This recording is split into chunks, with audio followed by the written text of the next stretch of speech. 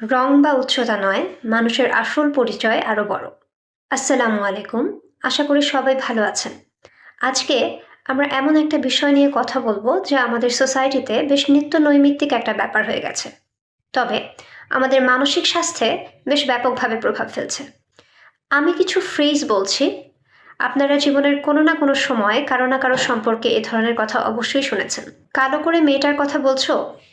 ওই যে খাটো মোটা করে ছেলেটা, তাল গাছের মতো লম্বা মেয়েটা না? এবং এরকম আরো অনেক।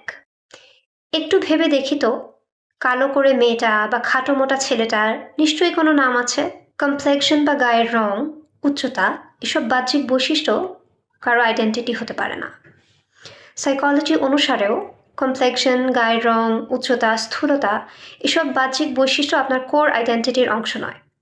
যখন আমরা কারো বাহ্যিক বৈশিষ্ট্যকে এমফাসাইজ করে তাকে মেনশন করছি, তখন আমরা সেই মানুষটার পোটেনশিয়ালস, তার দক্ষতা, তার যে ইন্ডিভিজুয়াল স্টোরিটা আছে সেটাকে আমাদের চোখে ঝাপসা করে দিচ্ছি। একটা প্রবাদ আমরা প্রায়ই শুনি, ডোন্ট জাজ আ বুক বাই ইটস কাভার। একটা বইয়ের প্রচ্ছদ যেমন আপনাকে বই সম্পর্কে পূর্ণ ধারণা দেবে না, ঠিক তেমনি একটা মানুষের বাহ্যিক বৈশিষ্ট্য আপনাকে বলে দেবে না সে মানুষ হিসেবে কেমন। এবং এ ধরনের আচরণ আসলে খুব এমপ্যাথিপূর্ণ আচরণও নয়। চলুন আমরা মানুষের আইডেন্টিটিকে তার রং বা উচ্চতায় সীমাবদ্ধ না করি। Human beings R much more than that.